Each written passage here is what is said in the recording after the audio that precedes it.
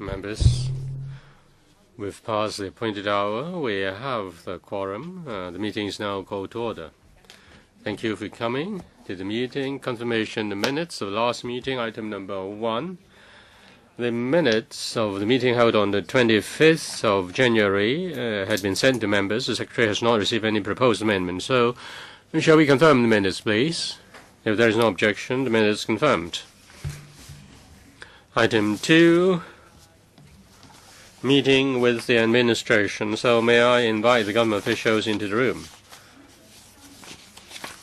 On the 18th of March, members focused attention on discussing exempting BSD for companies, and members asked the administration to reconsider giving exemption to Hong Kong to companies owned by HKPERs.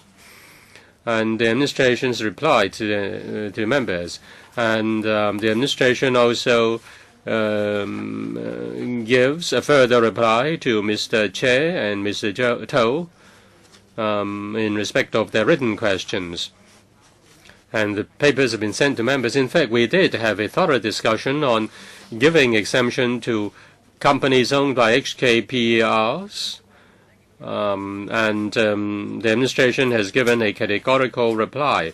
In fact, members have asked the Policy Secretary to come to explain the matter, and that meeting is now being arranged.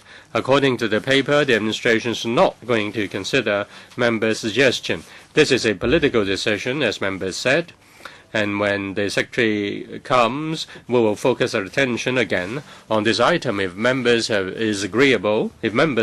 agreeable, then let us continue to discuss other BSD-related matters, including the implication of BSD on redevelopment by private developers, the refund mechanism, the criteria for calculation of BSD, so on and so forth.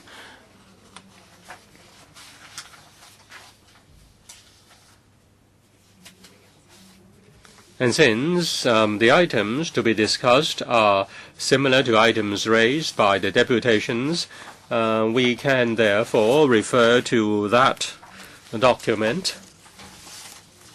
and then we can then take the matter up with the administration, and then we will further discuss the administration's responses to the deputations. So there are 4 items as listed in the paper for discussion. Mr. Chen Kam-lam,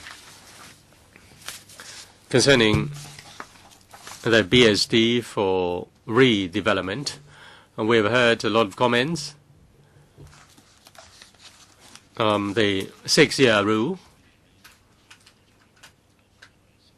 it does increase the cost of redevelopment, and also does have implication on cash flow. Some companies suggest to enhance this arrangement. Say after they've acquired 80% of the ownership, and when the process of compulsory selling has started, then can the refund be given as early as can the refund be given earlier? That will help to enhance the cash flow by getting the money back from the government. Now, with regard to redevelopment of old buildings, there may be multiple ownership.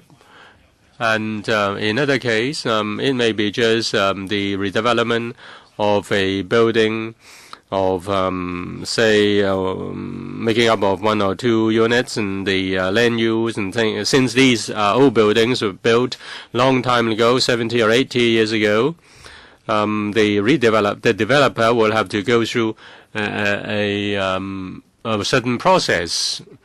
And can the exemption be given as well? Who is to respond to that? Agnes, would you respond to the present arrangement and then answer Mr. Chen's question so that members have a better understanding of the redevelopment situation? Let me explain to you our exemption arrangement for redevelopment. Talk to stakeholders, including the REDA. And we are aware that it takes time to do the buying out, and the 6 years count from the date when the owner, when the redeveloper or the developer owns 100% of the building or buildings. And the 6 years count from 100% ownership to the first occupation permit obtained after redevelopment. And only at that moment, the IRE can confirm that the purchasing is for redevelopment. If there are many occupation permits involved, then the first one counts. And by that time, the BSD can be refunded. As for the 6-year rule, some deputations say that 6 years may be too long. Let me clarify this. We don't just set 6 years arbitrarily. If we look at the compulsory sale ordinance, under that ordinance, there is a 6-year rule. That is, the redevelopment has to be completed within 6 years after the owner has acquired all the ownership of the whole of the buildings. Now, according to the buildings covenant, the developer is required to complete the construction of the building within 4 to 6 years. So 6 years is a period reasonable. It will be okay for the developer. As for Mr. Chan's suggestion of enhancing the arrangement, say when the owner, developer, has acquired 80% of the ownership of the lot, then the refund can be given.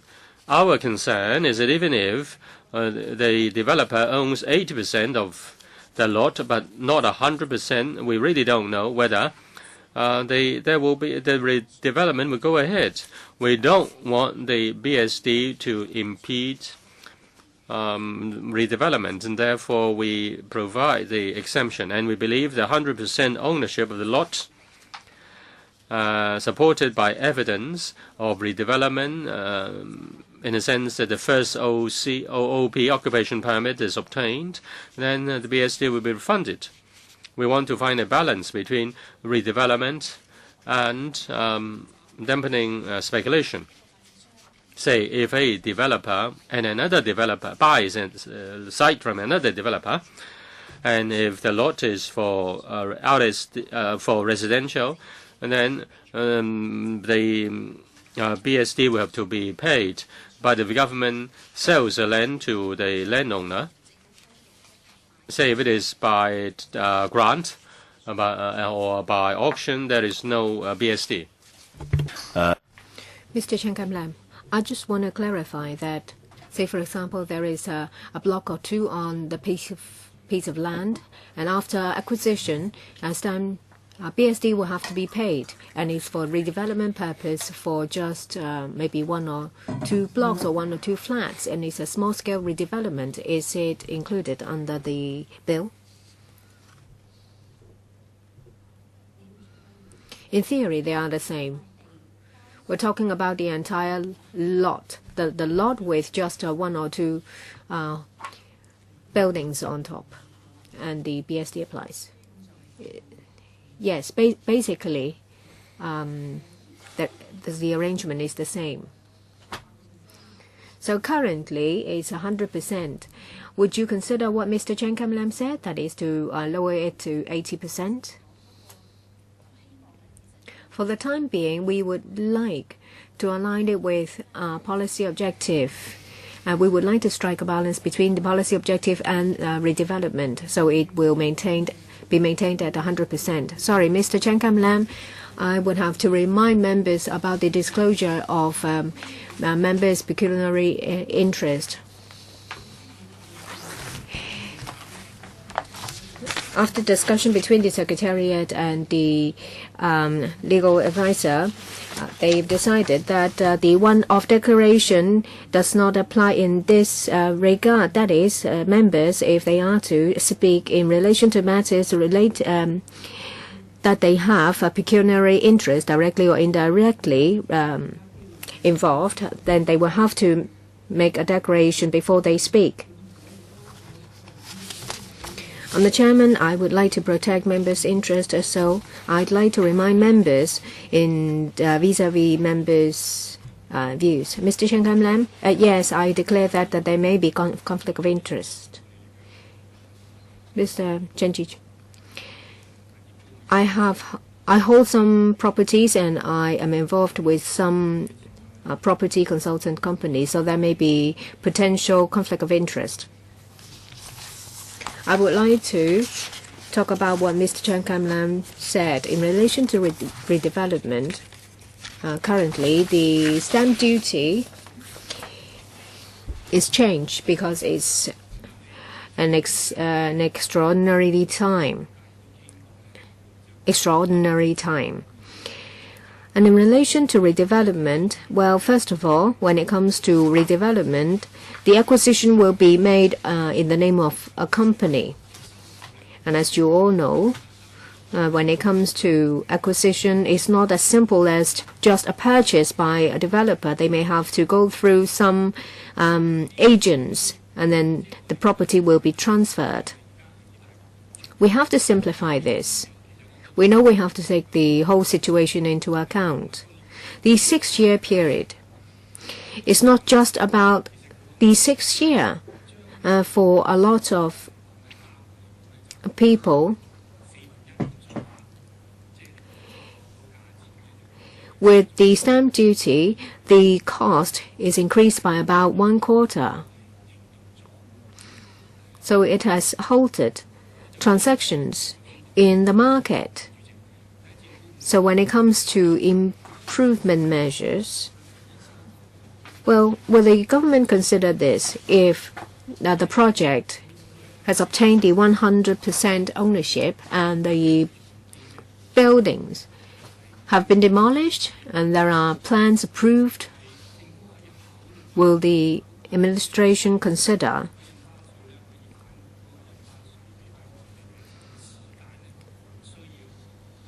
to refund?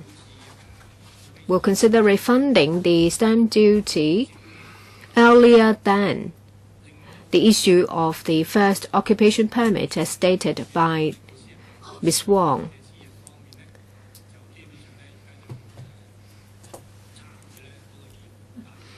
There is little incentive for developers to participate in redevelopment under the current environment or climate. But if we want to increase land supply, I think it's best not to take away the incentive for developers to redevelop in the private market. So can the refund be made earlier? In particular, the BSD. Can it be earlier than the issuance of the occupation permit?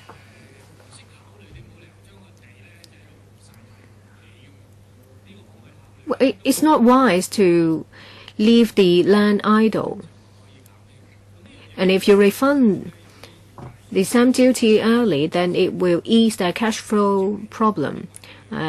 Surveyors have written to you, Chairman, asking for improvement measures. So can it be a balance?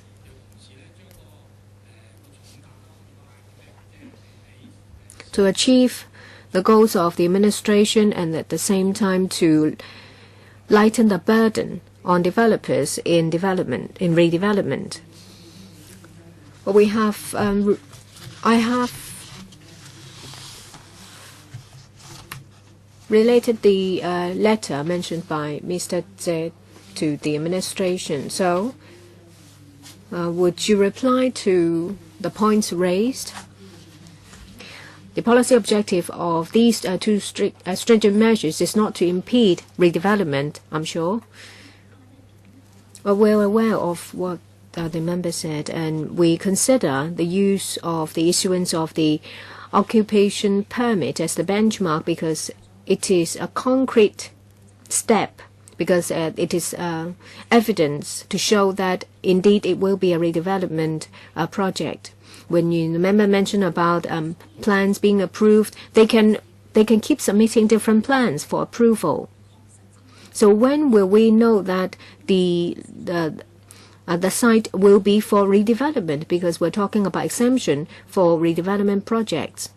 So what we had in mind is that the occupation permit is something that is solid. It is objective to prove that redevelopment will go ahead. For major developers, once they've purchased the site, they may not start works. So it is difficult for us to decide whether it is indeed a redevelopment project. The introduction of the BSD has a very clear policy objective.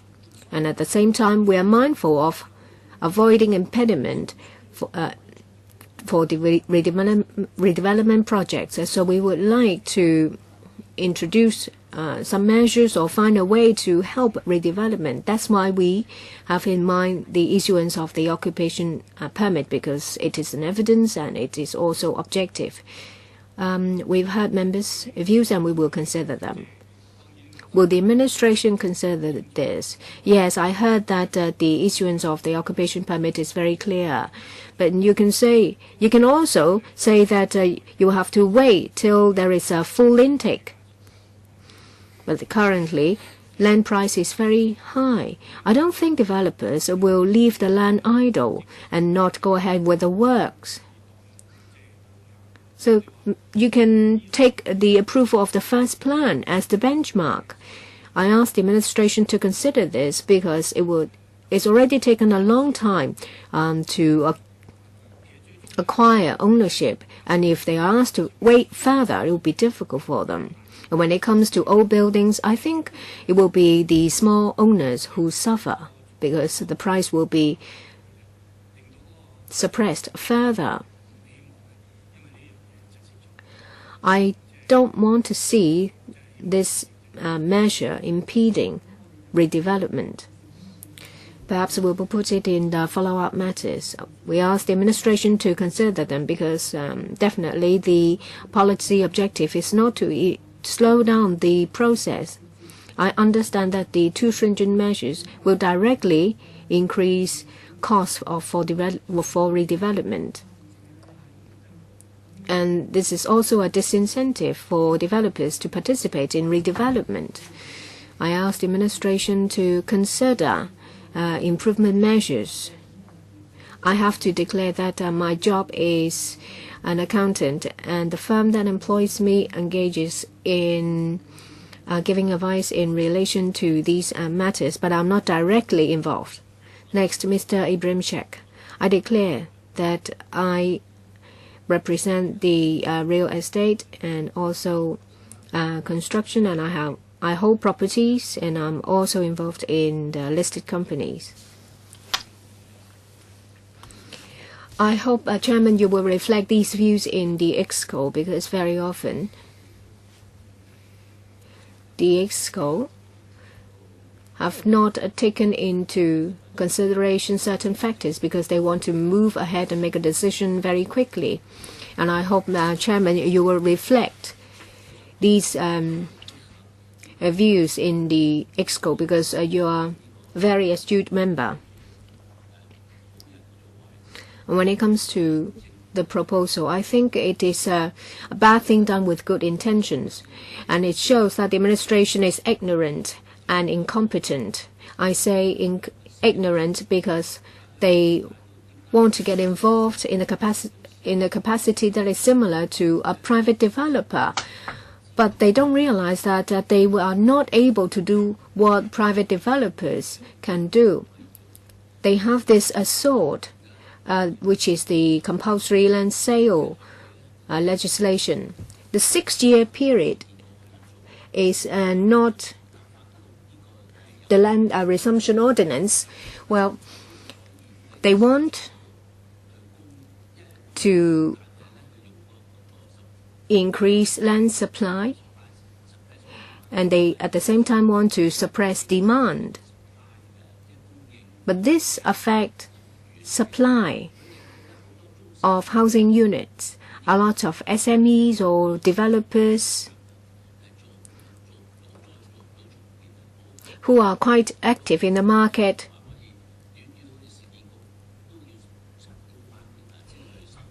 and they encounter difficulties in redevelopment. Sometimes it will take 7 or 8 years to acquire all ownership, and then it will take a number of years to start construction.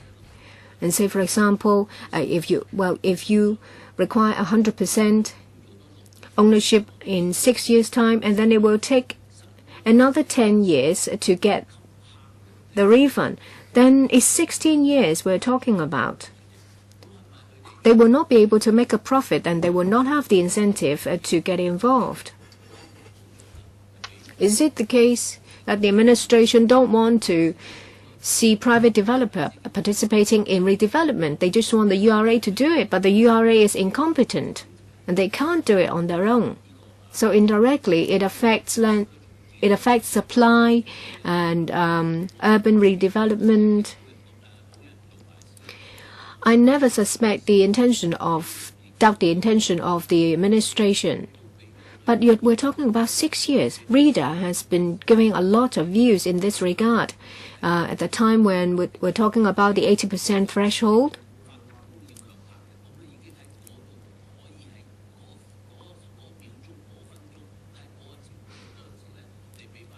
and at the time when the court order is made, then the court can make a discretion to waive the 6 year. And sometimes it takes time to acquire all the different titles. Sometimes it may take as long as 10 years.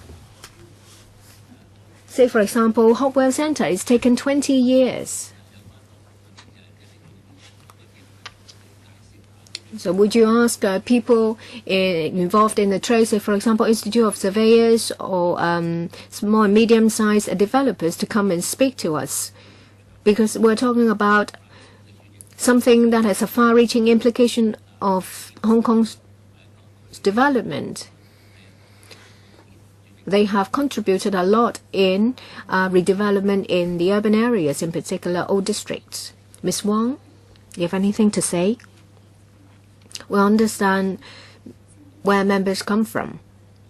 But I'd like to say that when it comes to the introduction of the BSD, there is a policy objective. All exemptions, in theory, of course, should be as little as possible. But we know that in reality, there are actual needs warranting exemptions, and we don't want to hinder certain projects, and that's why we propose exemptions.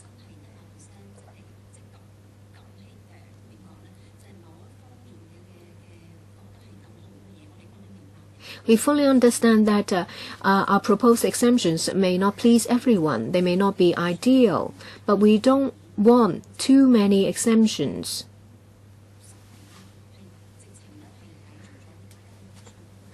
Or have implications that is so far-reaching that it contradicts the policy objective. We propose 6 years, and it is not an arbitrary decision. We understand that it will affect cash flow.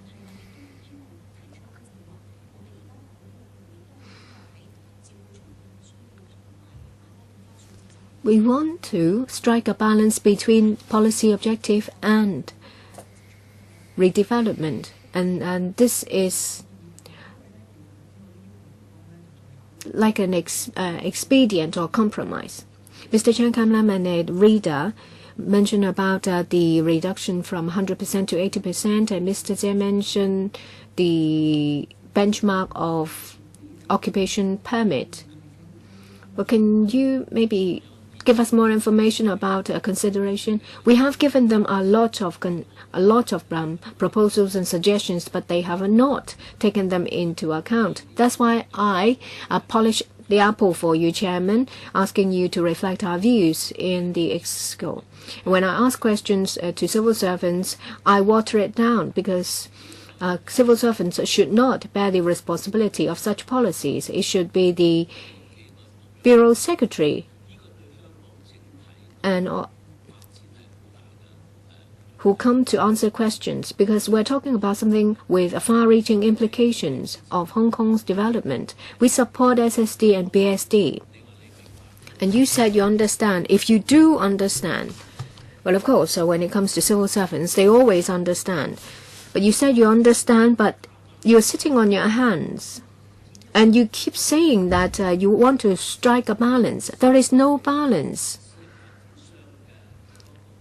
Because you have completely ignored contribution by private developers in urban renewal. A lot of people are still living in appalling conditions in old districts.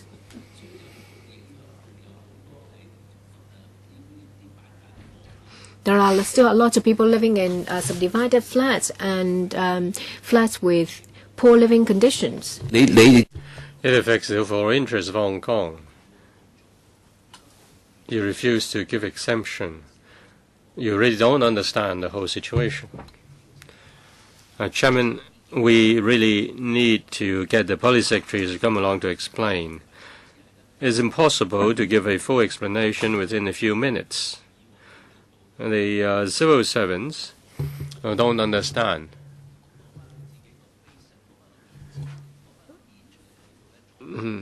They should come to face us. They should face the music.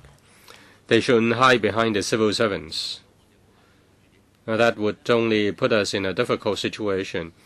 We put questions to the civil servants. They can't answer the question, and it's impossible for them to answer the question.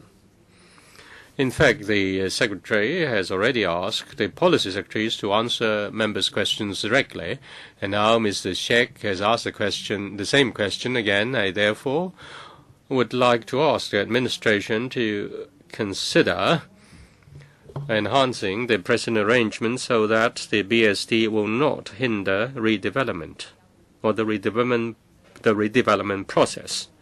I've talked to the policy secretary and is willing to come to the panel, but we do need to make a good arrangement to fit with his timetable. Now, please consider the question again. Chairman, my question is to give the companies affected and also related professional groups such as the Institute of Surveyors to come along and explain their suggestion and how their suggestion can balance the interests of different quarters and how those suggestions can be practicable.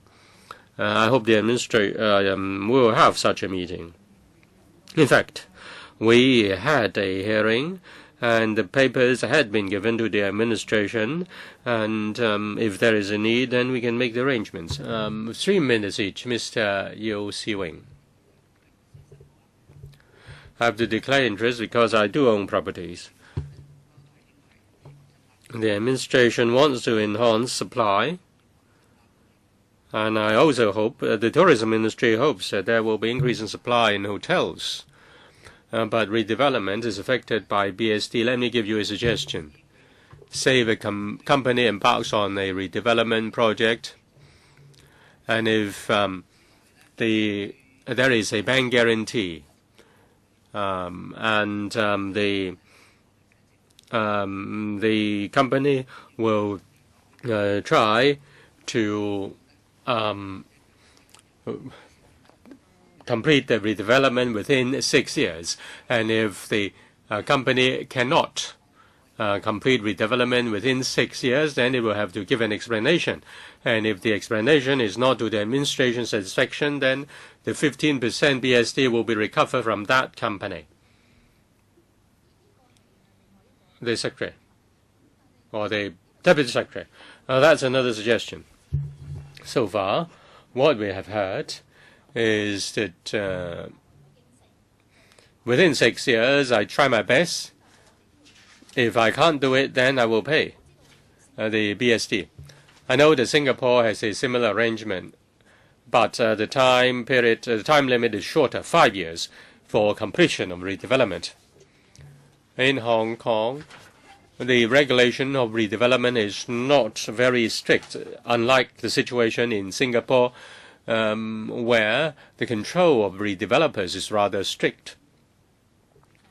If the developer gets the refund, it gives its commitment for 6 years, so suddenly it disappears or it cannot complete the redevelopment, we'll have to consider whether there's any chance to recover that BSD. We need to consider the practical arrangement. Even if you put down the penalty clause, the penalties in very strong terms, you have to consider whether it can be executed. Well, I've already said that it can be a bank guarantee or a kind of, surety or guarantee whereby property. Now, they need to give you an explanation. If they can't explain, then you will recover the BSD with interest. You can put down the terms very clearly. Well, 100% recovery mechanism is not reasonable, but the small developers have already paid that. They have already paid that BSD. Mr. Wong Ting Kwong. Now, some body raised an issue on paper 793/03, item 10. Now, I say that's in relation to however, paragraph 10, however, a parent-in-law and a son-in-law will not be accepted as a parent and child. Hence, BSD will be chargeable if a Hong Kong PR purchases residential property with his non-HKPR father-in-law. Now, that arrangement is a kind of discrimination, isn't it? Let me explain. It is about exemption. If you jointly own a property with a close relative and the close relative is not a Hong Kong PR, for example, the father-in-law, that's not a close relative according to the law. Close relative, that means spouse, parent, child, brother, and sister. Suppose the wife is not a HKPR, but if the couple owns a property jointly, then the BSD is still exempted. But if the wife is a HKPR, there is no BSD. Probably the deputy secretary doesn't understand the question. Say adoption or step relationship, or as a stepchild, is exempted, and estate is exempted.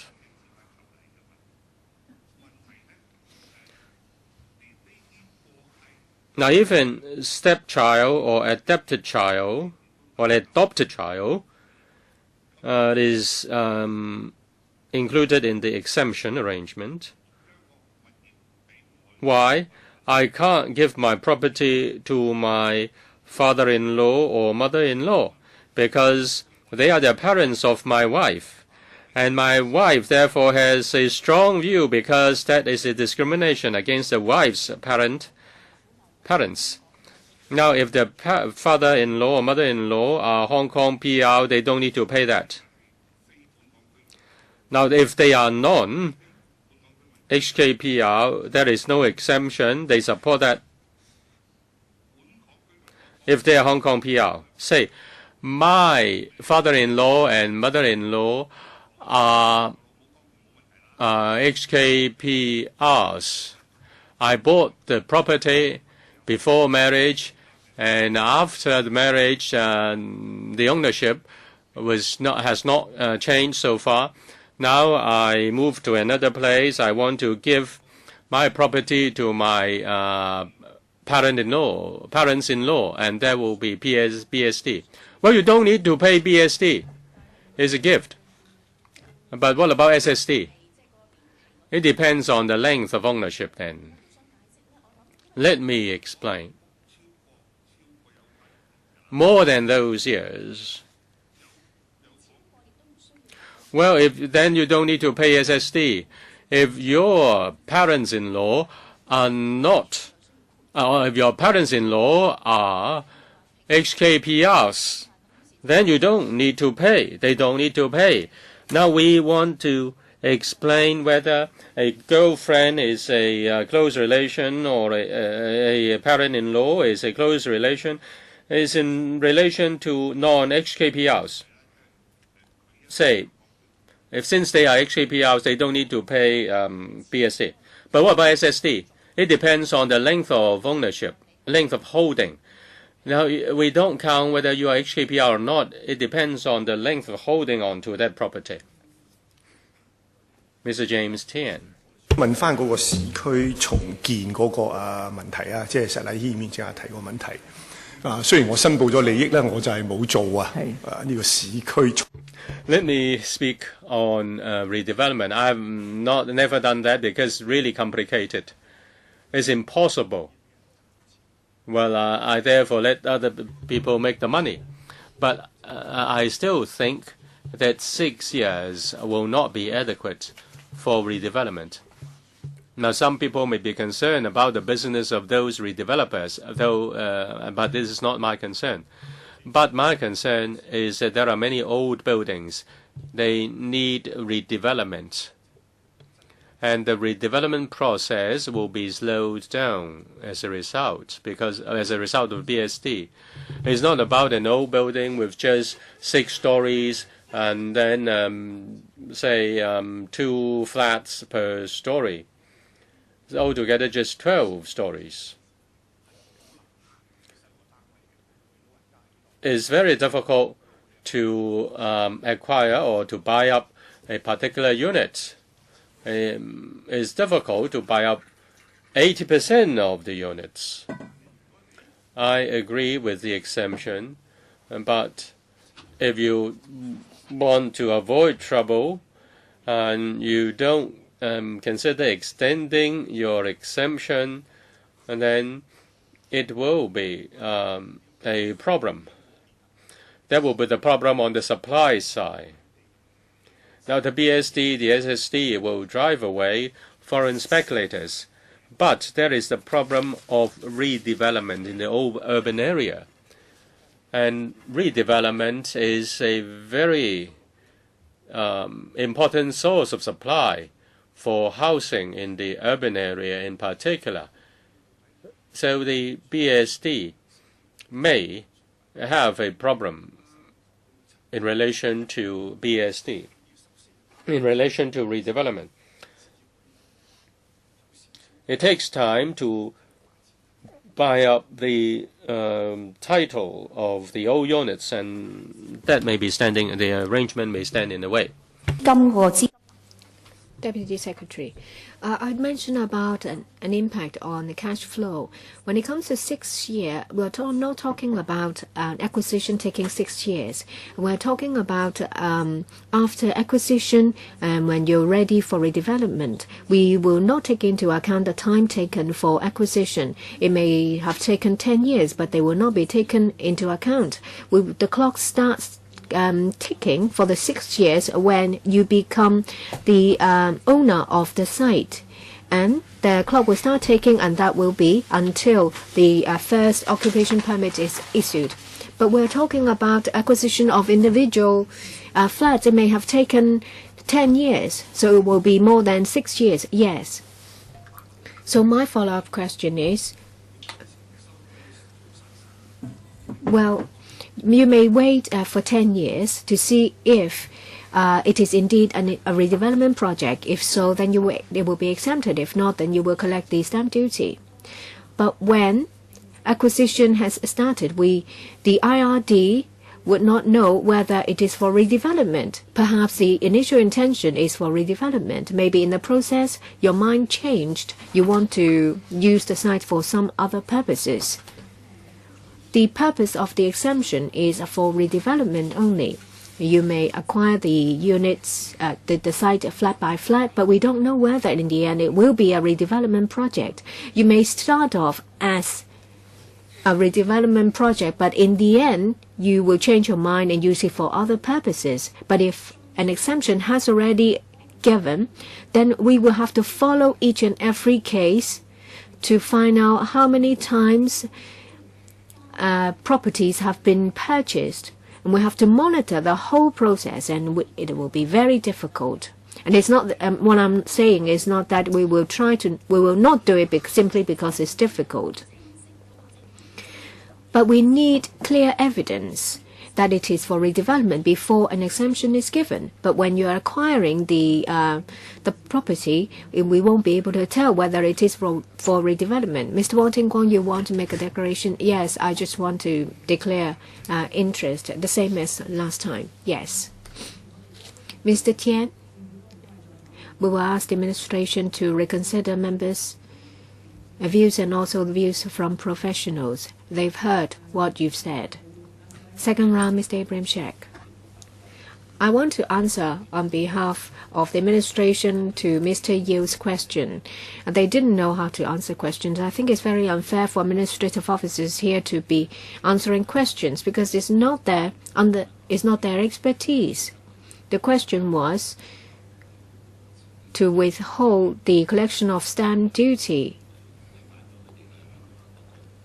until it is found that they should not be exempted. The administration said it's difficult. Why would it be difficult? Because you can put a charge on it. And construction will continue. And I think they failed to answer Mr. Tian's question.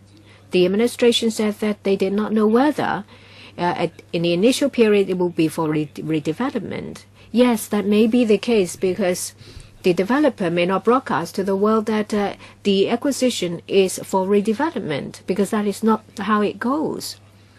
The institutes and developers said that just let them go ahead until they make an application to the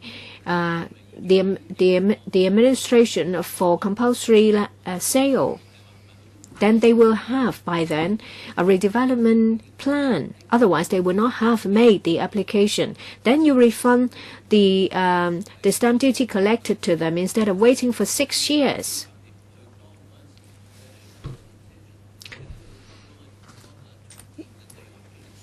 When they have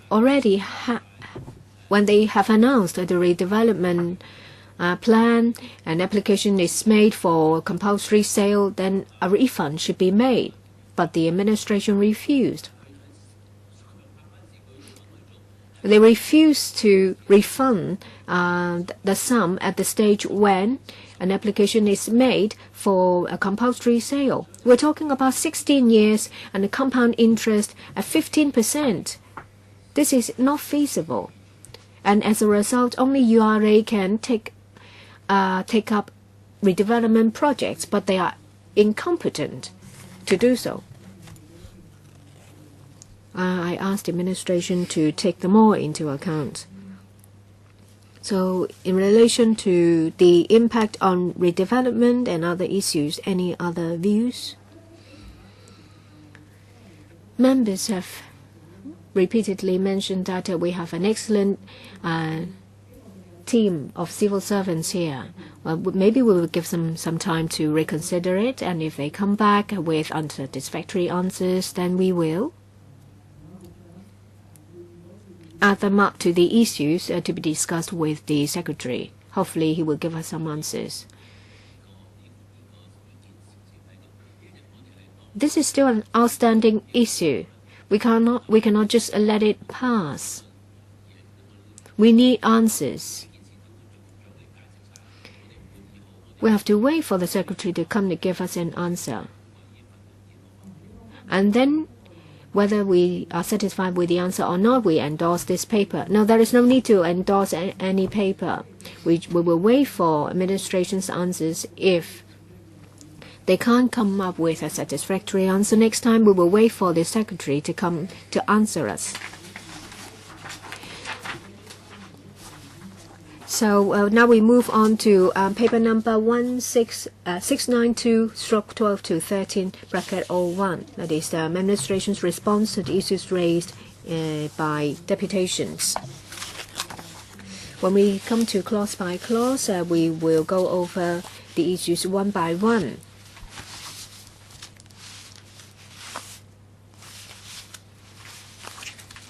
Administration.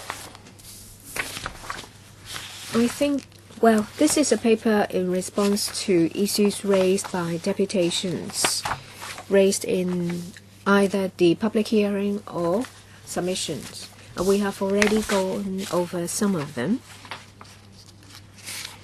Perhaps I will just answer members' questions. For general issues, views expressed by individuals supporting or objecting, I think we've got the administration's response. We have also gone over the responses on various issues. And there are also queries about the basis for raising the stamp duty, and also issues on impact on supply. Now, point number 8, Mr. David Webb talked about contravention of the basic law. Have you sought advice from the Department of Justice? And is the answer, but so is it the case that it is not a contravention to the basic law? I'm a loyalist, so I believe the administration's answer, but still I would like to see some papers, something from the DOJ about their explanation, because now we're talking about the basic law. I would like to see their explanation, explaining why it is not not unconstitutional and it is not a contravention of Article 105.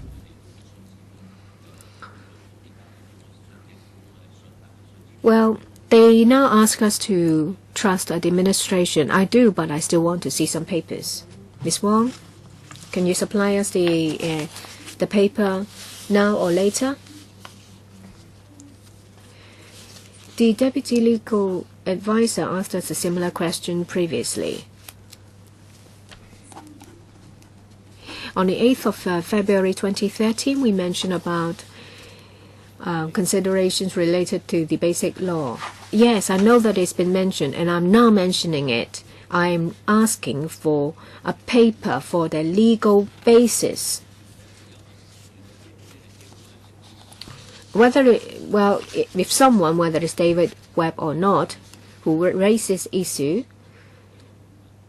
and the administration simply told us that there is no contravention, I won't accept it, just on their words. So I'd like to see some papers, and then we can just move on from there. Would you consider supplying us documents? Well, the Institute of Developers, the Hong Kong Institute of Estate Agents have raised some issues. It's CB1724 stroke 12-13/01. It's on today's agenda. Perhaps you let the Deputy Secretary finish.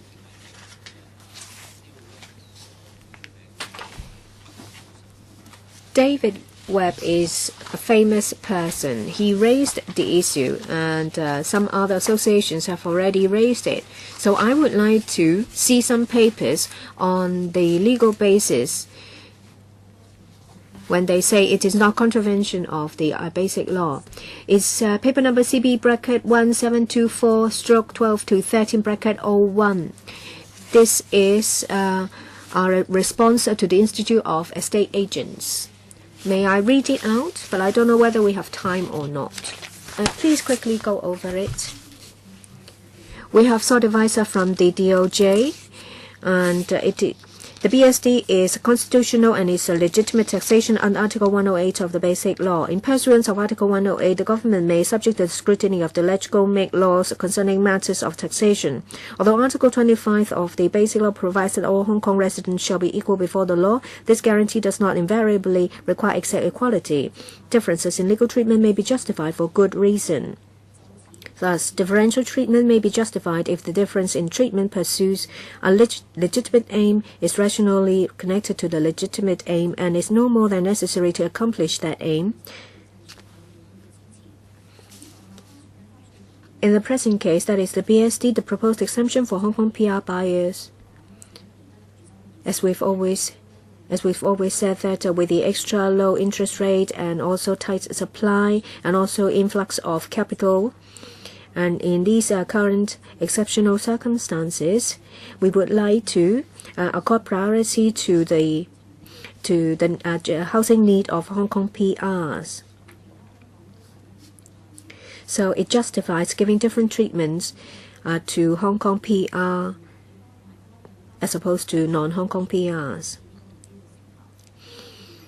And exempting buyers who are Hong Kong residents but are not Hong Kong PRs from BSD would undermine the effectiveness of the measure in accomplishing that aim. And the exemption is rationally connected to the aim and is no more than is necessary to accomplish that aim. So it is constitutional and complies with the Basic Law. We're talking about CV bracket 1770/12 to 13 bracket 02. That is what the Deputy Secretary just read. Mr. Kenneth Leung, sorry, I just want to ask a follow-up question. I want to see a document from the DOJ about that justification or that basis. This is not from the DOJ. I want something from the DOJ in reply to the issue clearly raised by David Webb. A member raises this issue. Perhaps you will discuss it with the DOJ and supply the document. Yes, Mr. Kenneth Leung. Thank you. Just now, the administration talked about Article 25 of the Basic Law, that is, Hong Kong residents shall be equal before the law. I don't see any relationship between that article with the present case. When it comes to Hong Kong residents, we're talking about a natural person as Hong Kong residents.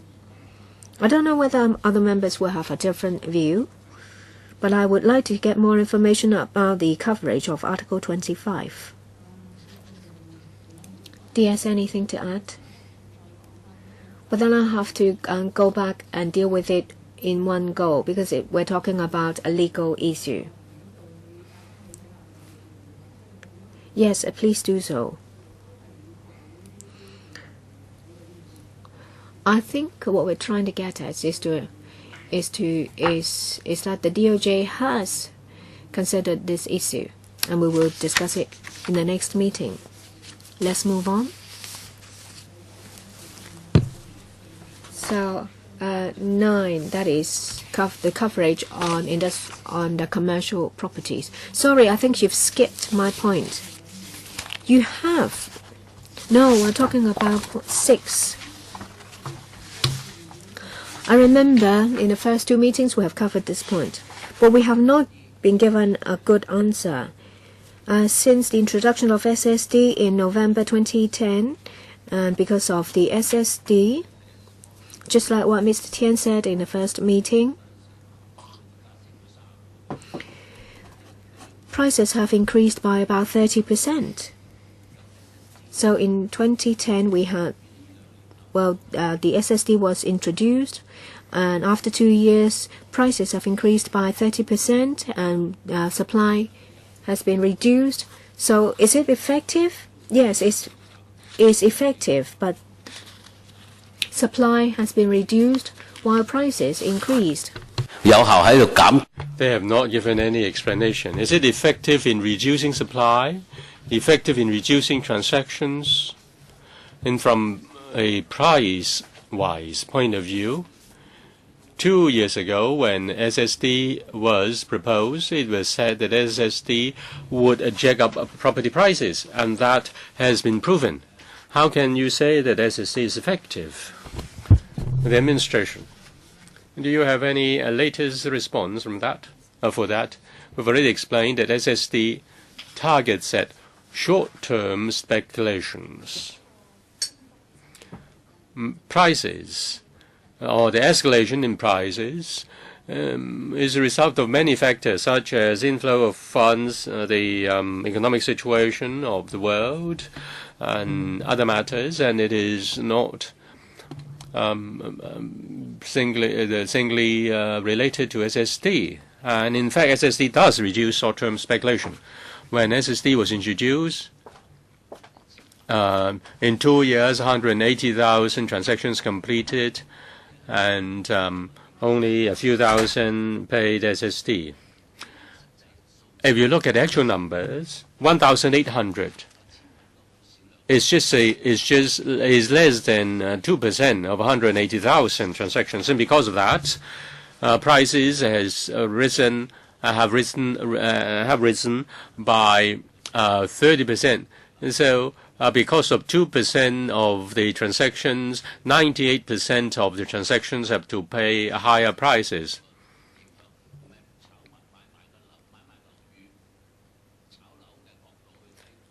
From a speculator's point of view, if prices go up, that will affect everybody. Because of SSD, prices have risen quite a lot. I just want to ask, what will be the implications of the SSD and BSD on prices? Have they calculated that? Well, let me give you some figures. SSD targets at short-term speculations. December and January, if we look at the short-term transactions, say confirm more sales and also resale within 12 months, that there is a decline to 200 odd to in comparison with 1,000 or so on average in the past 2 years. So we have substantially cut short-term speculation. Well, I don't agree with Agnes. The policy objective of SSD is to reduce speculation from 1,500 to 202. So the policy objective is achieved according to what they say. But that's wrong. The purpose of reducing speculation is to reduce the escalation of prices. Now you impose SSD, you reduce supply, and therefore prices rose by 40-odd%. It benefits the developers. They sell property in the primary market. They benefited from all this. As for those in the secondary market, they hold on to their property for more than 2 years before they resell their property. So you just reduce supply. It's difficult to distinguish speculation from long-term investment. But you need to set your objective clear. You want stable property prices, but you have not achieved that, though you have cut transactions. We've said that there are many factors contributing to the rise of property prices. We cannot just put all the blame on a particular factor, whether SSD or BSD or the ad valorem tax. It is they are for demand management. We are not just doing demand management. We also are working on supply. On the other hand, we work on supply side and demand side as well. We walk with 2 legs anyways. Mr. Shang, Mr. Tian, we've already discussed that point many times before, and the administration adheres to its own position. It is of the view that SSD has reduced speculations and short-term transactions, and members of the view that SSD causes a shortage in supply. Well, they are a description of the facts to a certain extent, but whether you support SSD depends on your position, and it's difficult to say who is right and who is wrong. Shall we draw a line here concerning the debate? Yes, I agree with you, but we have the duty to tell the citizens of Hong Kong. It's not just who is right or who is wrong. It's not black and white. You're correct. People are not able to afford property, not because of speculation. Mr. James Tian is a developer. He doesn't want property prices to rise so high. In the past 2 years, primary market, the price is about $11,000. The developer, and then property prices rise by, say, 40%. In fact, the developers don't want that. We have to look at the objective.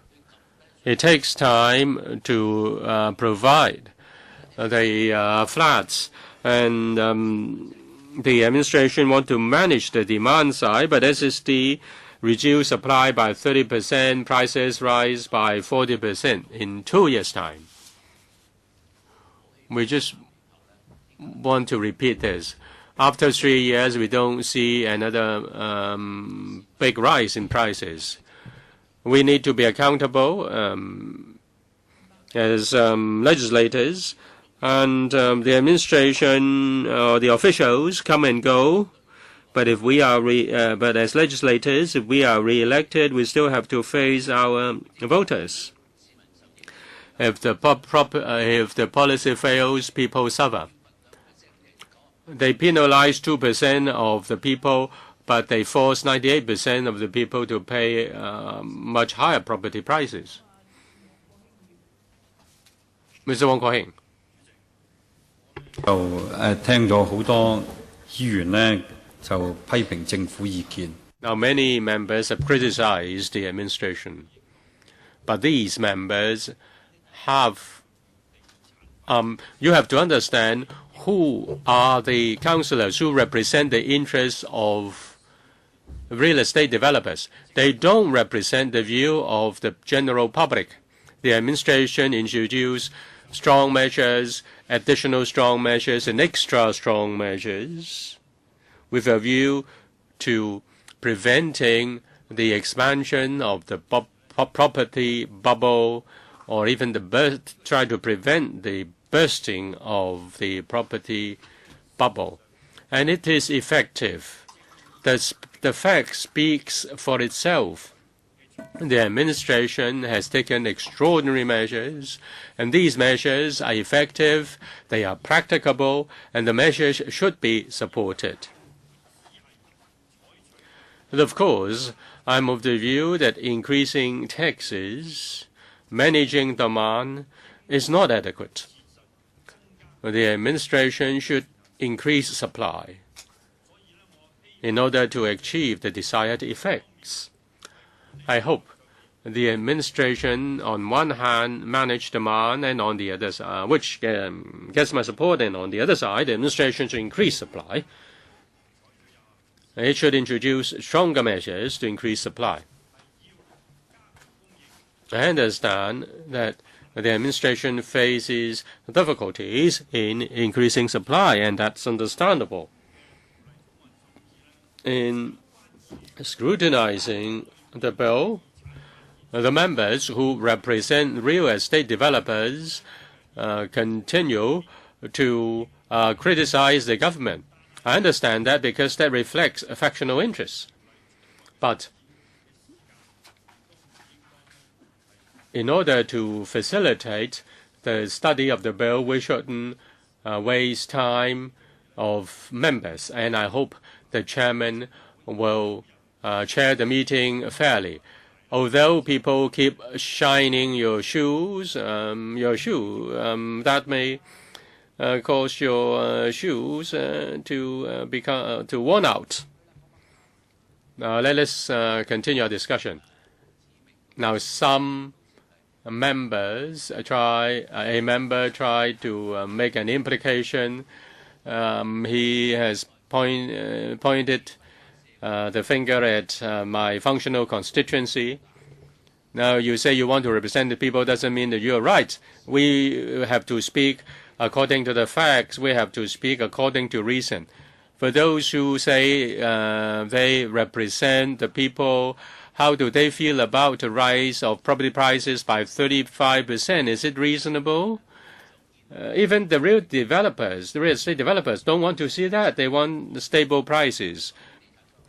I represent the real estate developers, but from a property point of view, I want to tell members who are stupid. They don't look at the facts.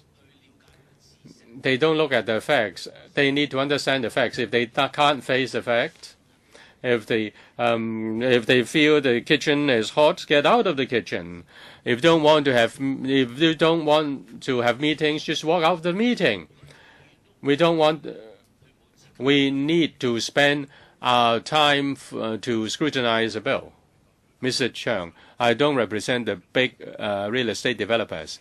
I don't feel that the criticism is against me. I don't know whether Mr. Wong Ting Kwong is here. He's sitting at my back. Now this is being implemented, and we are going through the legislation process. There is no libeling. If members feel that they are too busy, they better not come to the meeting. Some don't sit through the meeting for 2 hours. Studying the bill is a serious matter, and we need to ask questions. It doesn't mean that if you support, you don't need to look at the details, and if I oppose, I don't need to look at the details and just walk away. Now we need to explain in order to we need to find the reasons. Now if the administration is justified in implementing these measures, then they should give us the reasons. Don't just say that it's a waste of time. Don't say it's just libel, so-called, or rather filibustering. Filibustering. It's not filibustering. It's not that if we don't pass a law, then there is no money to give out. I don't repeat the questions, but sometimes I do need to repeat that. Now, Mr. Wong chairs the meeting and says that we are repeating a point. Now, we repeat the question because the officials don't answer our questions. They just lead us down the garden path. If they try to get away with it, we need to pin them down, and we therefore keep on asking questions. And we have the duty to scrutinize the bill, and it's really a very serious matter. I may be slow in studying the bill, but you can't. You shouldn't allow me. You shouldn't stop me from asking questions. Well, I respect the right to ask questions, and I would ask the administration to answer. I keep in mind the time we've used, and I try to finish the scrutiny within the period. But there is no absolute right or wrong. It is different from depending on your perspective. Whether you support or not, you can state your case in a council meeting, and in the end, will we be put to a vote? Our constituents will see what we vote for, and they will be able to see. Now we move on to 9. That is, propose that the SSD should cover industrial and commercial properties. Any follow-up? No. 10. Coverage of the SSD should be increased to 4 years. And the administration has responded. So far, there is no follow-up questions. 11. SSD should be exempted if at some point in the 365 days before the transaction, the vendor owned only 1 residential property, and at all times in the period, he did not own more than 2. The administration has responded. 12. Concerns that the proportion of mainland buyers to local buyers has increased to 37.5% to 62.5% and supports the BSD, which accords priority to Hong Kong PR buyers. Any follow-up questions? No? 13. BSD should be effective in the short term given the increasing proportion of mainland buyers even in the secondary market.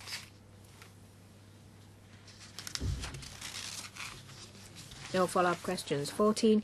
Queries the need and justification for the BSD given the latest figures on non-local buyers. This has already been discussed. 15. Concerns about the potential impact of the BSD on Hong Kong's reputation as a free market economy and non-Hong Kong PRs who hold a valid Hong Kong working permit. Any follow-up questions?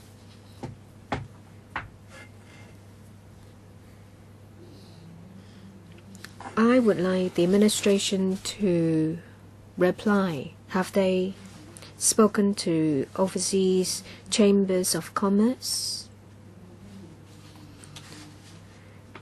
Have you collected views from them and what are their reactions? Any strong ones? When the EXCO endorsed the BSD and the enhanced SSD, we have made arrangements for a number of briefings, including local chambers of commerce and also chambers of commerce of different sizes. 16. Well, just now Agnes said they have listened to views. What's the result? Nothing's changed, and what views have they heard? Are there any fine-tuning, any minor changes, or did they go ahead without any changes? Previously, of course, there were objections from chambers of commerce, and their views are similar to members here. So we have not highlighted the individual comments. They include concerns about companies and redevelopment. We have explained our policy intent and also the reasons. Next. 16. We've mentioned this. This is something to do with the basic law. You said that you will talk to the DOJ and see if there are any updates on your answers. 17. Company buyers. We have had a detailed discussion previously and the administration has responded. There is no relaxation so far. We've invited the Secretary to come to talk to us about whether companies with Hong Kong PR shareholders should be exempted. Mr. Sheck. Well, of course, I would be criticized for representing my constituency. I wonder whether only labor unions can speak for their constituency and not others. The standard working hours is one such issue. And if no one speaks, then it's a dereliction of duty. Please don't detract, don't digress. The administration has failed to answer us. There are a lot of views, say from Rita, my constituency.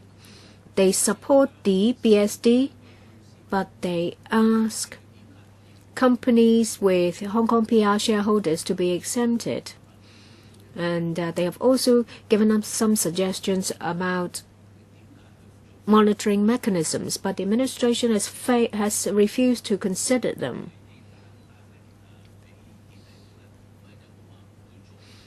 They can't just say that they will not do it.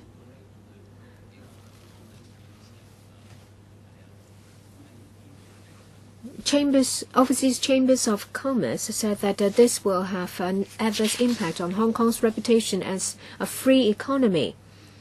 I think what you have said covers 17 and 18, and we have had a very detailed discussion in the last meeting. Yes. Just now, Mr. Sheck mentioned about the specific proposal about the reader. Say, for example, companies with only 5 individual Hong Kong PR shareholders can do a self-declaration? We have answered to the reader, and we have given a detailed answer. Chairman, I don't want to waste time, otherwise I'll be accused of filibustering. Please go straight to the point. I have to explain, though.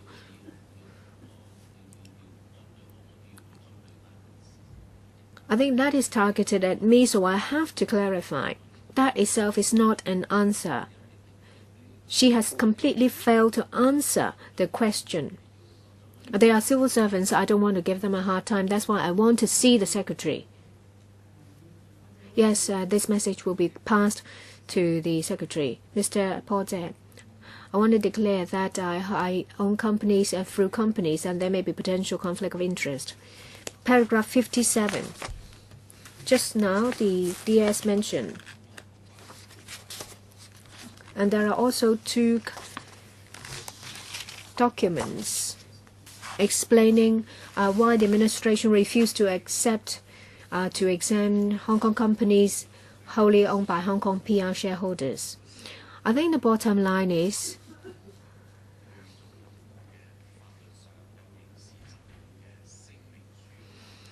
if a declaration with legal binding effect is made, whether it is an individual or a company, there is little difference.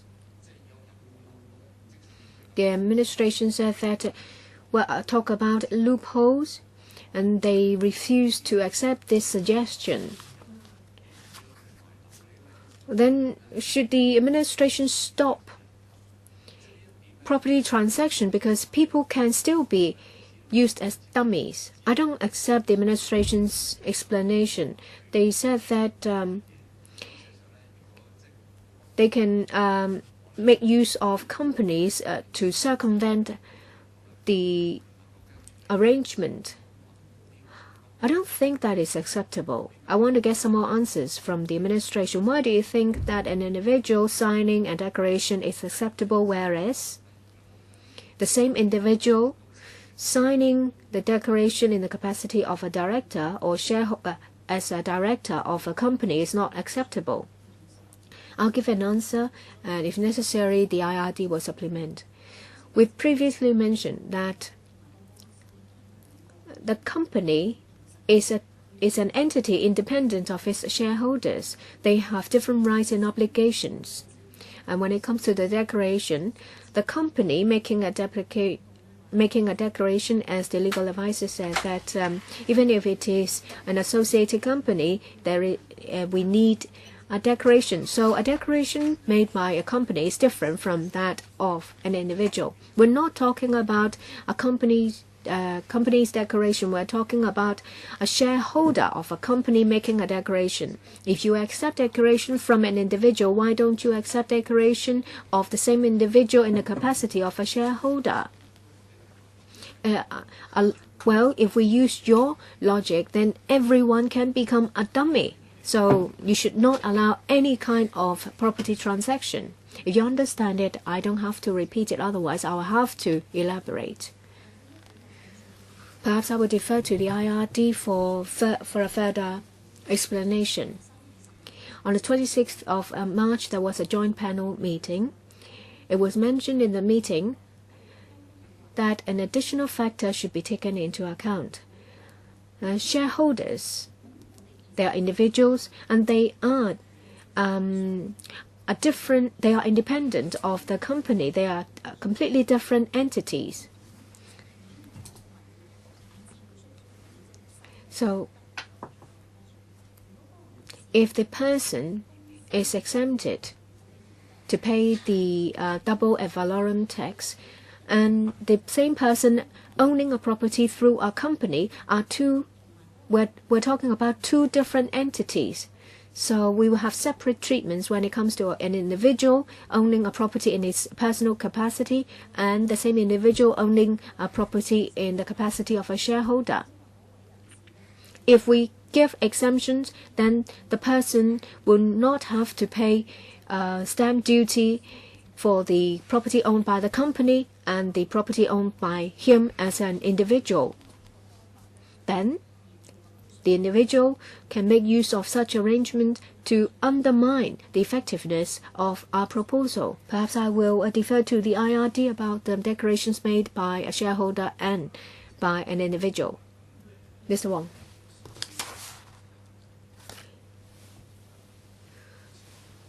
The proposal by reader is for shareholders to make declarations. And if it is a false declaration, of course, they will be liable for legal liabilities. And it is no different from the legal liability when it comes to a declaration made in their own capacity. And if we have to look at the declaration, and on top of that, the land registry. If a property is registered with the land registry,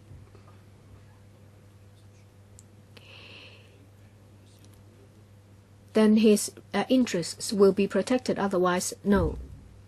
And under company's ordinance, there is no requirement asking a shareholder to, by way of nomination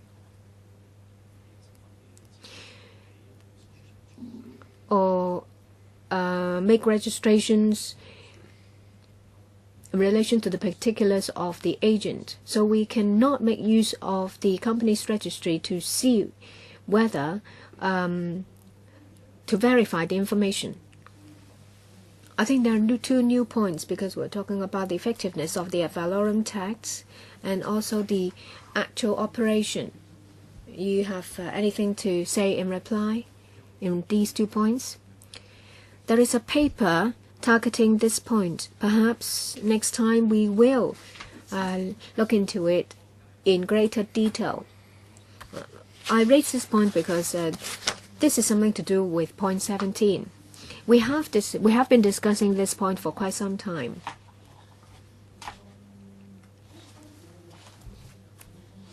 Our plan was to ask the administration to reconsider it. If there are no new points, we will ask the Secretary to come to give us an answer as a whole. If you have some new ideas and that you would like the administration to reconsider, then you may raise them. In relation to Mr. Wong's answer, well, I can't really grasp what he's trying to say about the point of registering one's property so that his rights will be, or interests will be protected. Mr. Wong, when an individual purchases a property, the title will have to be registered. Say, for example, the contract will have to be, or the agreement will have to be registered for the interest to be protected. And if a shareholder through a company, say, for example, a nomination or transfer of shares, there is no need to register such change in the company's registry. So by a search, we will not be able to see whether there is a transfer. By the same token, the individual can, if they are willing to take the risk, to hold a property for someone else. Previously, there was a case. There was a former civil servant holding a property for another civil servant and vice versa. And if you want to close all loopholes before you grant the exemption, you will not be able to achieve your goal. Whether it's an individual or company, of course, there are more ways for a company to circumvent the proposal. But if one is willing, it is equally possible for the individual to do so. If you force them to sign a declaration that will make them criminally liable, then for certain people they may not find the risk acceptable. How come you think that for an individual that is acceptable, whereas for a company it's not acceptable? Perhaps you will consider this. That is, whether it is acceptable to you if it is a declaration that has criminal liabilities. Well, if you are an individual, not in the capacity of a shareholder, if you want to claim or declare that it is held in your own capacity, you can make a declaration saying that you hold the shares in your own capacity and not for someone else.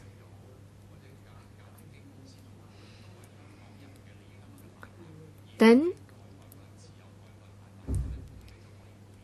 well, will you exempt such cases? That is when an individual makes a declaration that the interest is held not on behalf of someone else.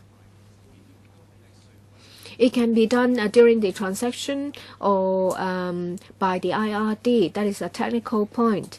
Anyway, on record, there is a document confirming that the shareholders of the company are Hong Kong residents, the natural persons. Mr. James Tian, say a company has bought a property. It is a Hong Kong company. Then the names of the shareholders would be in the company registry. The director's name would be in the company registry. So when the shares are transferred from a Hong Kong PR to a foreigner and vice versa, the administration should have known it. Otherwise, there will be problems. A company may be, held by a BVI, but there are still somebody behind the BVI. So when there is transfer of shares, the administration should know because there is registration with company registry. Have I misheard the Commissioner of Inland Revenue? Why you say that when the shares have been transferred, the administration doesn't know it? Mr. Wong, I think Mr. Tian mentioned a normal transaction. After there is a transfer, then it will be registered at the company registry. But it can be a transfer. That's a normal transfer, but it can be a transfer by other means, and there is no registration. But in fact, the title has been transferred to a third party. But there will be less protection. They put a lot of money into the property, and they don't do a formal transfer. If they just do it by authorization, it seldom happens.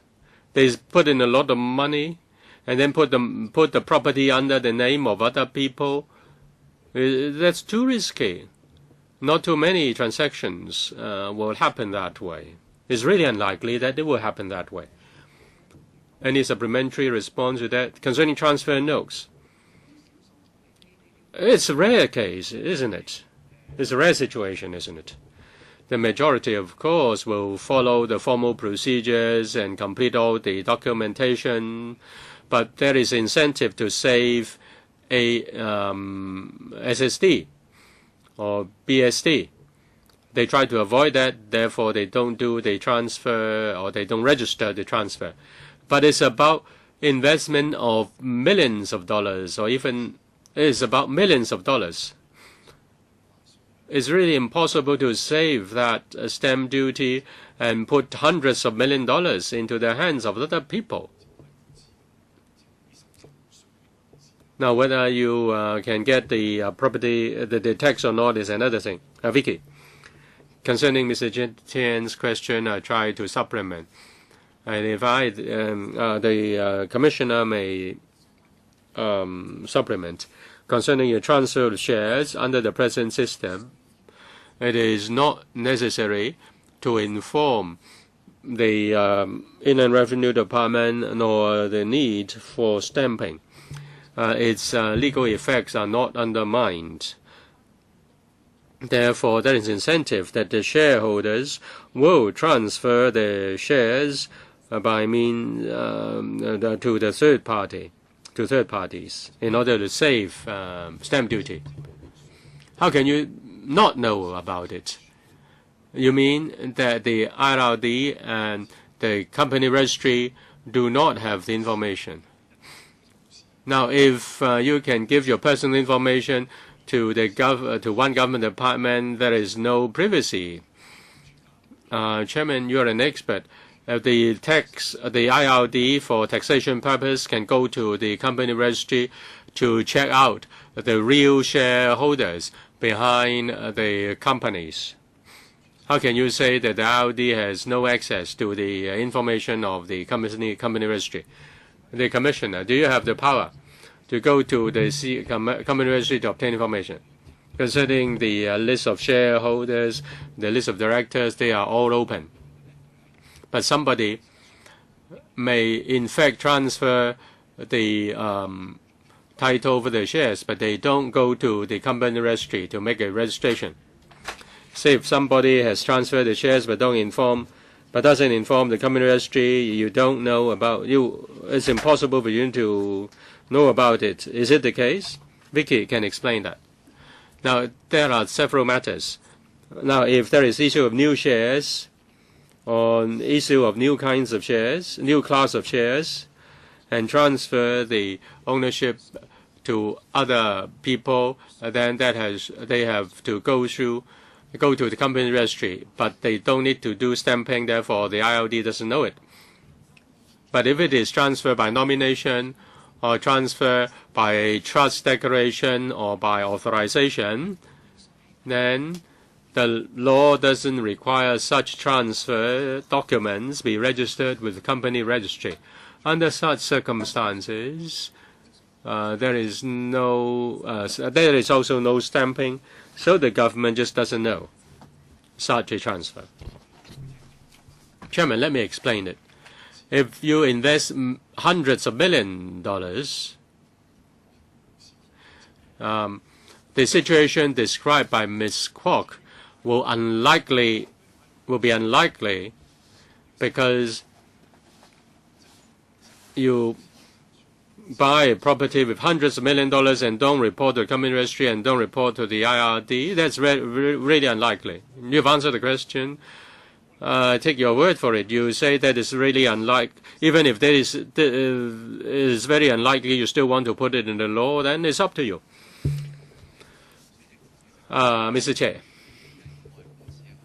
Now, if an overseas company applies for mortgage in Hong Kong, a declaration has to be made on the final ownership of the shares. A declaration is very simple. Now, let me ask a question from another angle. Now, you say that you are not able to trace the details, say because of trust declaration or because of issuing of shares, you cannot trace them. But let me ask you, say if an individual, by means of a trust declaration, says that he is just holding the property on behalf of a principal, and the money comes from the principal. If he is willing to make a declaration, will you accept that? And do you have any record to check that? How can you accept the individual doing that, but you can't accept a company doing the same? Who is answering the question? Mr. Wong. Now, under the stamp duty ordinance, with regard to property, or the S&P agreement includes a trust declaration. That's provided in the law. There is no stamping required. Agreement for sale, increase declaration of trust and nomination, etc. That's from the point of view of stamp duty. But my question is this. According to what you say, you are worried that there is no record for the IRD to check. the ILD doesn't know whether the person is holding the property or that the person is holding property for himself or holding property on behalf of a third party. Do you have a way to verify that declaration? If you are able to check that, then of course that's good. But you may not be able to check that. You only trust them, and you don't. You really don't know whether, if they don't make a declaration, you really don't know whether there is a trust or not. Vicky. Now let me try to explain that. Mr. Chair's question is this: if a buyer has made a declaration that he owns the substantive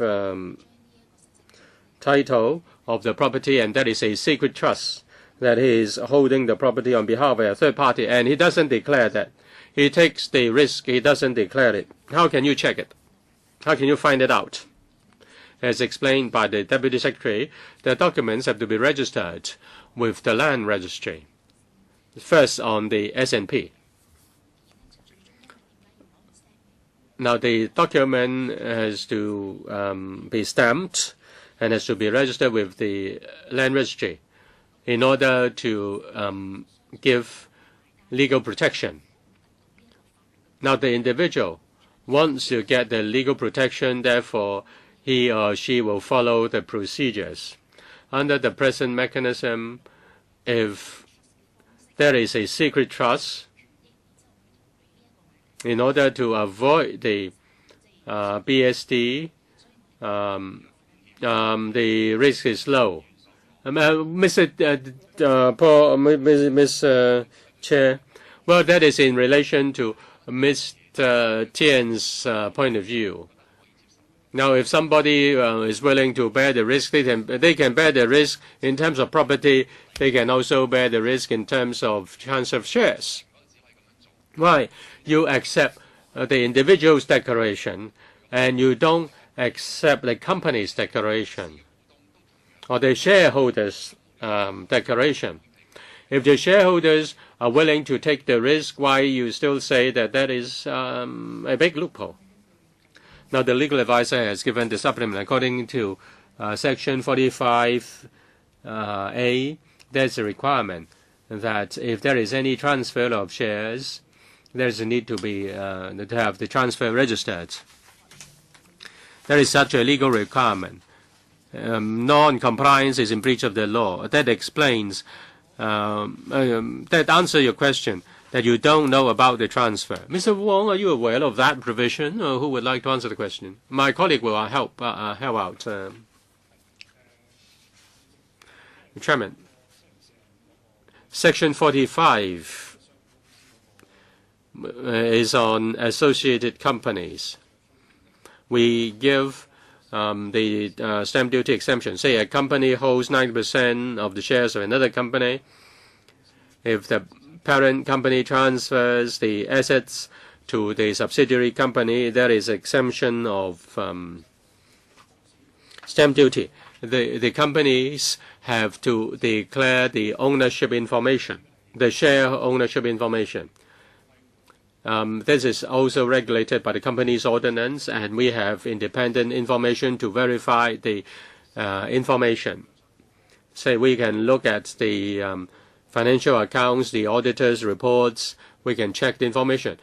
But if an individual declares his ownership of shares, we don't have independent information to verify such information. And therefore, that's our concern. Legal advisor, you have something to add? Under the current Section 45 capital 5A, 5 capital A of the stamp duty ordinance, it is related, but there is a mechanism. I asked the administration to consider it. Under the mechanism, associated companies, under current arrangement, if there is a transfer of properties, there is no need to pay stamp duty because it's exempted. But within 2 years, say for example on the 1st of January, there is a property transfer within 2 years if the two companies A and B engage in transfer of shares, and if the eligibility for exemption is no longer there, then they have the duty to report the same to the IRD. And of course, failure to notify the IRD and about the investigation of the IRD, of course there are some limitations, and it's for the department to tell them. But it's a self-declaration mechanism for the companies A and B to declare changes in shareholding within 30 days if the eligibility as a result disappears, and they will have to pay the stamp duty. If they fail to declare, they will be subject. There will be a penalty. Members may make reference to this mechanism. Thank you, legal advisor. There are some new points raised by the administration. I suggest that these points be collated. You said that there are great loopholes at the companies and individuals are two different sets of considerations. And we also mentioned about the impact on the ad valorem tax. Well, can you maybe tell us about the loopholes and the difficulties in following up? Can we supply an information paper after the meeting? Next meeting, we will allot some time to discuss these points. As I've said, this is a political decision, and whether the administration is willing to introduce such a mechanism, apart from operational factors, there are other considerations. Let's move on. We were at 17 and 18, 19 now. An additional BSD for companies and individuals acquiring the second or more property. This has been dealt with. It's not the BSD, it's the ad valorem stamp duty. Any follow-up? Anything to add? Mr. Sheck? A follow-up on Mr. Tian's question and Paul's question. The administration sees this from a very complex perspective. If you look at it from the perspective of BSD, if an exemption is given, it can be very clear. The scope can be very narrow. I think the reader has already given these comments, but they will not be taken on board. They've heard all these views. I think the point is very simple. Whether exemptions will be given, well, the purpose of BSD is to accord priority to Hong Kong PR. And if the property is acquired by a company, and if the shareholders are Hong Kong PRs, then you can just set down clearly the conditions that such companies should not do A, B, C, D, E, and otherwise they will have to pay the 15%. This will be very clear. It can be dealt with this approach. You don't have to involve other complex issues. If you complicate it, then it will not be desirable. If it's outside these circumstances, you pay the 15%. Some people, some companies may hold properties, and they need the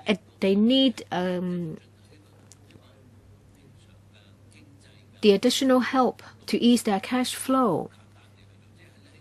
It can be dealt with in a very simple way. Narrow the scope of the legislation of the bill. Impose conditions. And if these conditions are not met, then the 15% stamp duty will have to be paid. This will close the loopholes. and you require them to make a declaration with criminal liabilities. No one will take the risk. Anyone of right mind will not take the risk because they might be arrested. And I think if you take this approach, the issues will be resolved. Mr. Shek is very clear. I asked the administration to consider it. Please give us an information paper. Point number 20. Noted. 21. Religious and/or charitable organizations being exempted. Your reply is that under Section 88, charitable organizations are exempted from stamp duty, the BSD.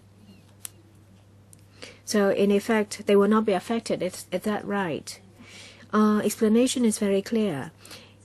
If the charitable body accepts a gift, then they are exempted from the BSD. But if the charitable body purchases a property, then the situation is the same as a company purchasing a property. The reasons given are the same as those put forward in the case of companies. We can supply further information paper to elaborate on this point. Why this cannot be, why companies in this circumstances cannot be exempted. So the same should apply to charitable organizations.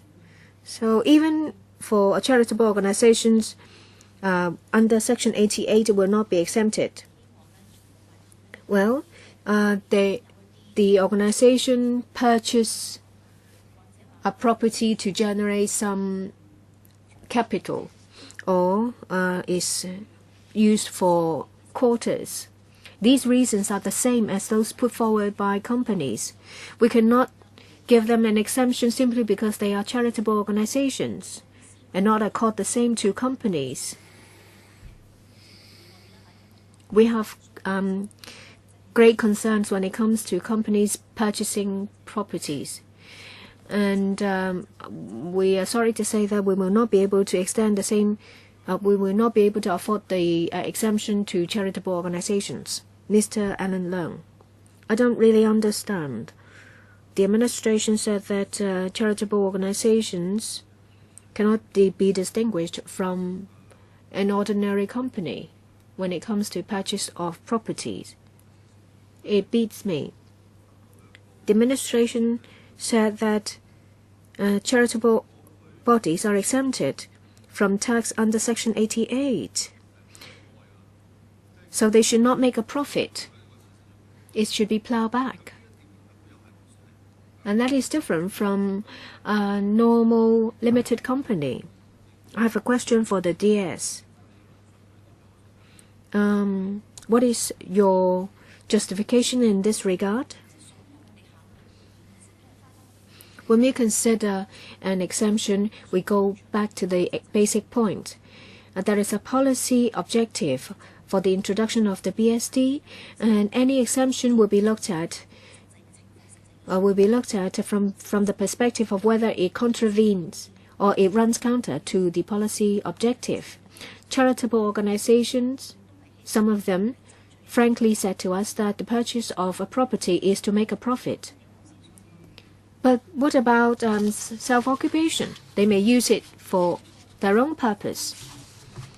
But then the reason is basically the same as a company buying a property for investment. We have great reservation when it comes to giving exemption to a company buying a property. Along the same vein, we are not able to give exemption to charitable organizations to purchase a property to make a profit. Mr. Leung. But the Deputy Commissioner of the IRD is here.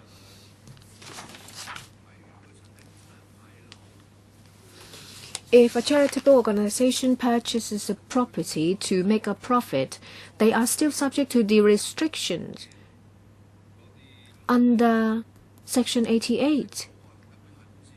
And that is different from a limited company, so you cannot compare the two directly. If a charitable organization purchases a property and the value of the property increases, the profit made cannot be pocketed,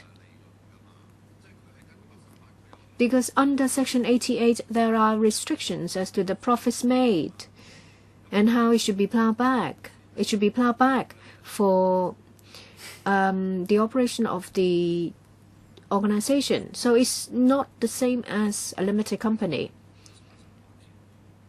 Perhaps I will explain the operation of Section 88. Basically, what Mr. Leung said was right. We will give an exemption from tax, mainly profits tax, to the charitable organization. There are memorandums or articles of association stating clearly the purpose of the establishment, say for example for religious purpose or for charitable purposes. And that is one situation when such status is granted. There is another. The money or the income received will be plowed back for charitable purposes, or income received will be used on the business, but they are subject to restrictions. Say, for example, that these income received should not be pocketed, and the profits will be plowed back for charitable purposes. And there is these are the considerations we take into account when we consider whether to grant an exemption. Well, this is about the operation of the Section 88. But a charitable organization can be distinguished from a limited company because the former is set up for charitable purposes. I really find it puzzling. DS, will you consider it? Just now the DS said very clearly that the reasons charitable organizations asking for an exemption are similar to those forwarded by companies, and that is the reason why they do not consider giving exemptions to charitable organizations. Well, when it comes to the purchase of a property, the reasons given by charitable organizations are no different from those of companies.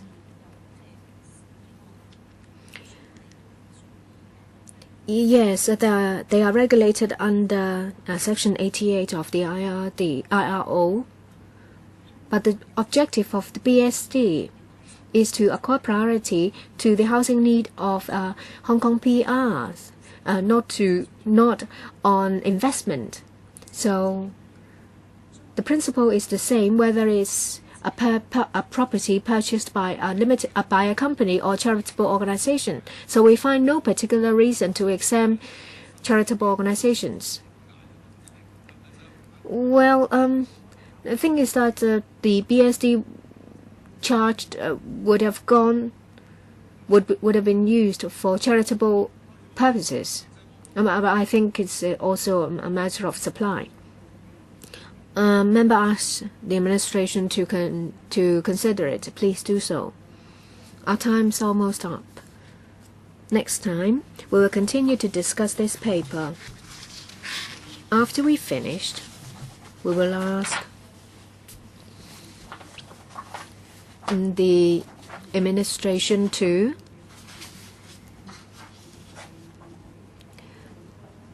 address the three issues. They are redevelopment and companies wholly owned by Hong Kong PRs. There are some new points. Can you give us an information paper? And the third point is the inclusion, the exemption given to charitable organizations. Could you give us information paper addressing these 3 points? And I notice that in your response papers there are some on operation points. So, for example, those raised by the Law Society. We will work on the detailed response before we give one. I think that the clerk can check whether all points have been addressed.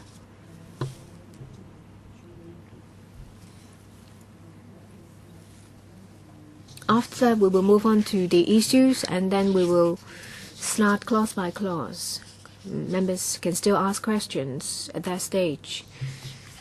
Meeting adjourned. Thank you.